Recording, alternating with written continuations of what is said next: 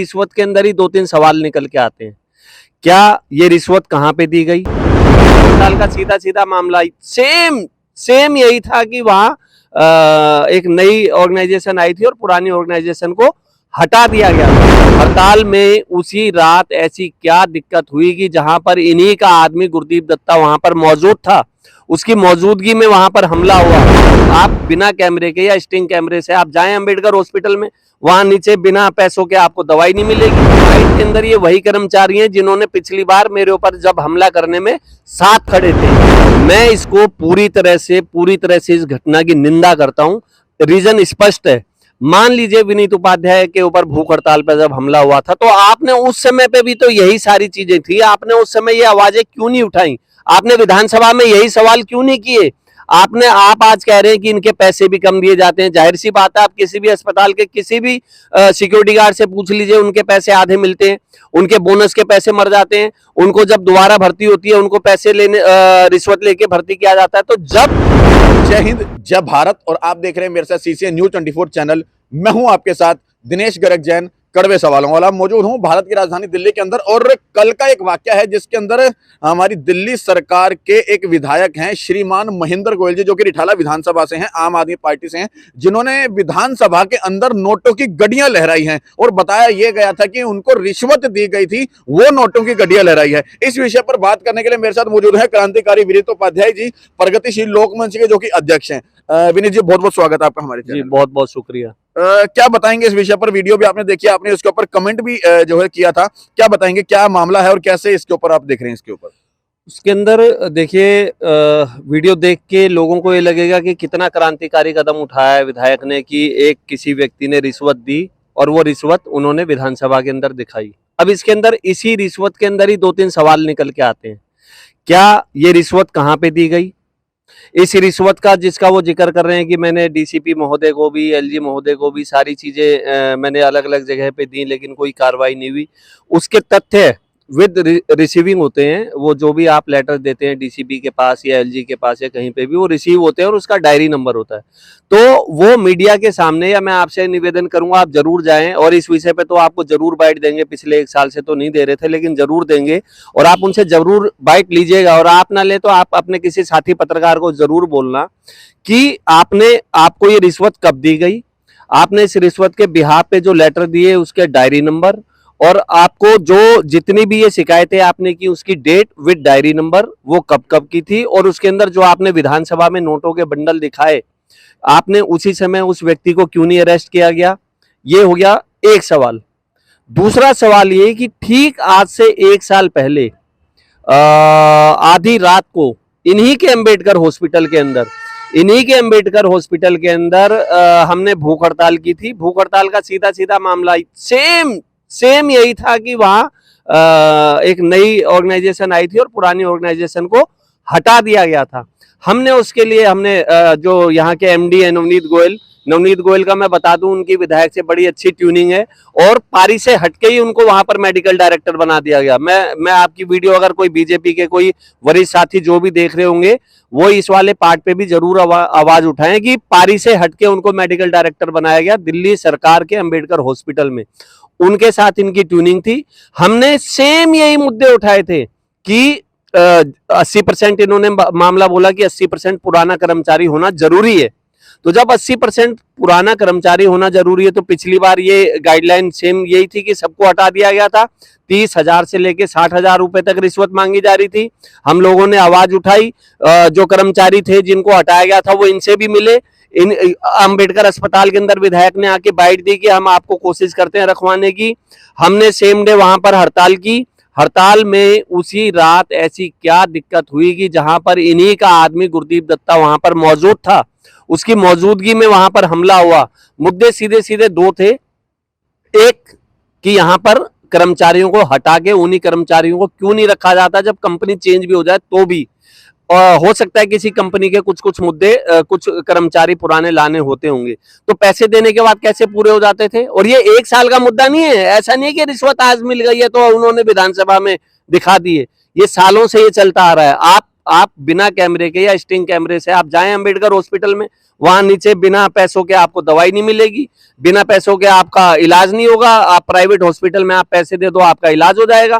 तो क्या इन्होंने विधानसभा में इसकी आवाजें उठाई आज तक? आप अपना स्टिंग करिए, आप वहां पे अंबेडकर हॉस्पिटल में। मैंने पहले भी आवाजें उठाई हैं कि अंबेडकर हॉस्पिटल के अंदर ये चोरी, ये सीनाजोरी, ये दलाली ये चल रही है, और वो इसीलिए चल रही है कि इनसे 30-30 हजार रुपए, 60-60 हजार रुपए जो देगा।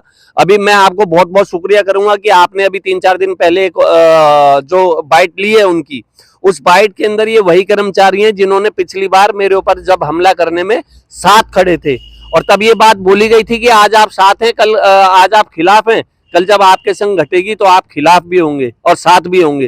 तो सेम वही परिघटना हुई।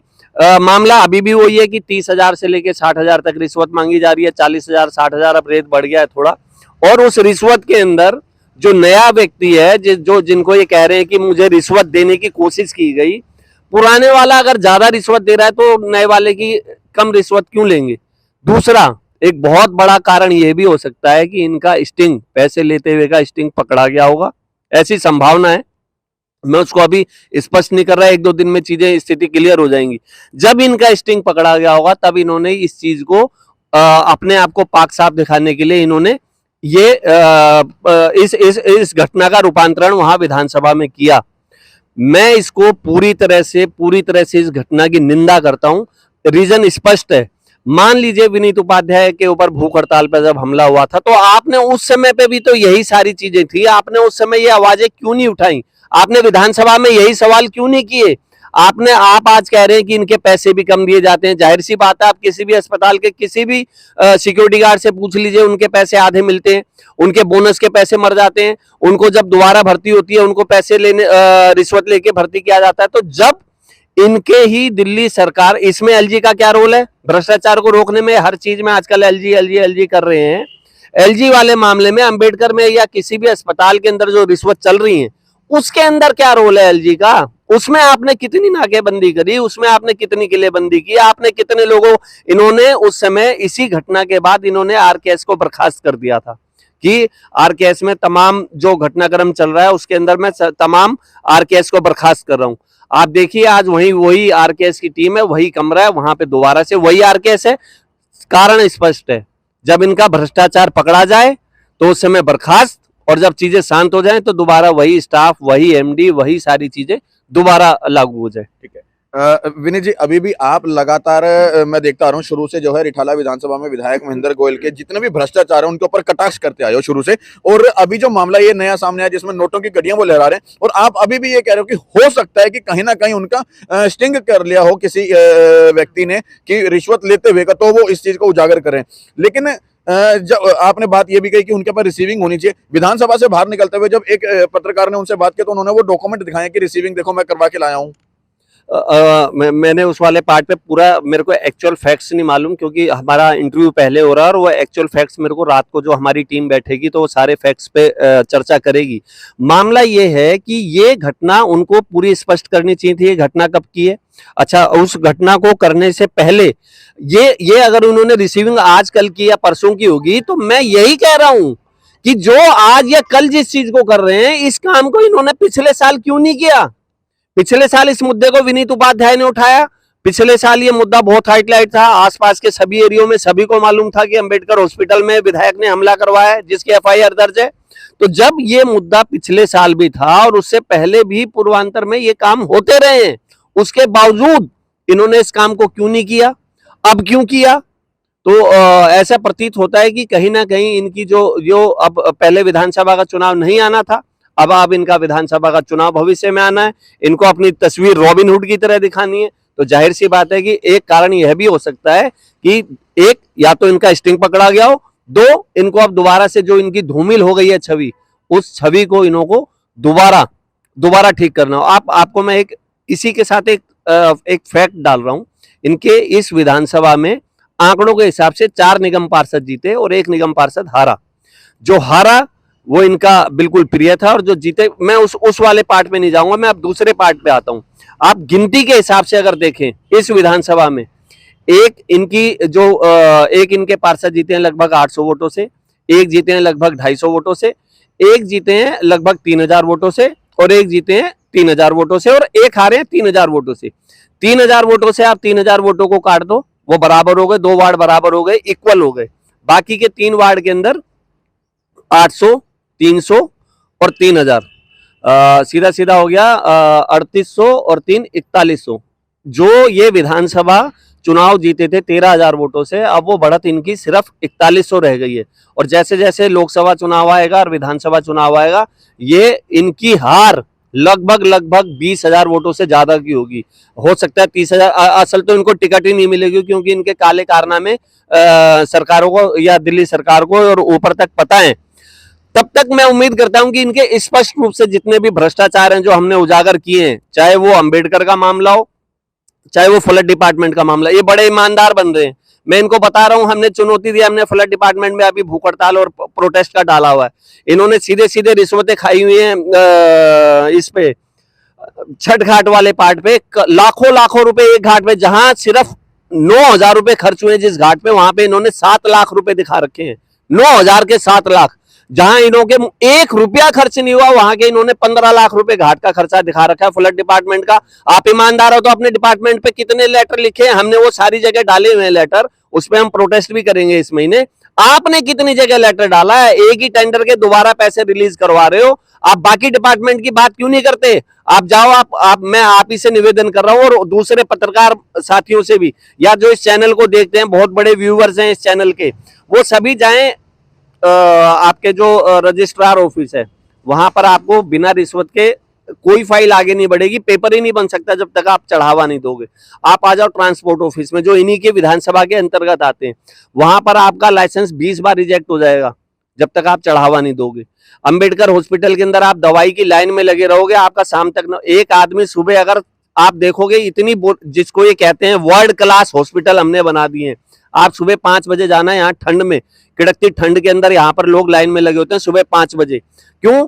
क्योंकि पहले जब सबसे पहले ओपीडी की पर्ची कटेगी, उसके बाद फिर डॉक्टर की लाइन लगाएंगे, फिर दूसरे डॉक्टर की, फिर टेस्ट की लाइन लगाएंगे, फिर दवाई की लाइन में लगेंगे। 4-4 बजे तक लोगों के नंबर नहीं आते और जितनी हिकारत और धुतकार मिलता है यहाँ पर, आज भी, आज की बात कर रहा हूं मैं, मतलब मैं ये सालों पहले की बात नहीं कर रहा। तो आपने क्या चीज ठीक की है? आपने ना रजिस्ट्रार ऑफिस ठीक किया, ना आपने लाइसेंस ऑफिस ठीक किया, ना ट्रांसपोर्ट ऑफिस ठीक किया, ना आपने हॉस्पिटल ठीक किए। स्कूलों की भी मैं आपको बात बता रहा हूँ, आप किसी भी स्कूल में किसी भी क्लास के बच्चे से आप इंग्लिश में सिर्फ उसका पूछ लेना कि अपने बारे में आप 4 लाइनें बोल देना, किसी भी बच्चे से। आप उससे 13 का पहाड़ा पूछ लेना किसी बच्चे से, या 17 का पहाड़ा पूछ लेना। आप आकलन पढ़ाई का, वर्ल्ड क्लास पढ़ाई का आकलन कैसे होगा? ऐसे ही होगा ना। आप उनसे कुछ भी सवाल पूछ लेना, आप उनसे बुक्स एक पन्ने की रीडिंग करवा लेना, इंग्लिश की और हिंदी की। मैं संस्कृत की बात नहीं कर रहा। आपको पता चल जाएगा कि रिठाला विधानसभा के अंतर्गत स्कूलों का क्या हाल है।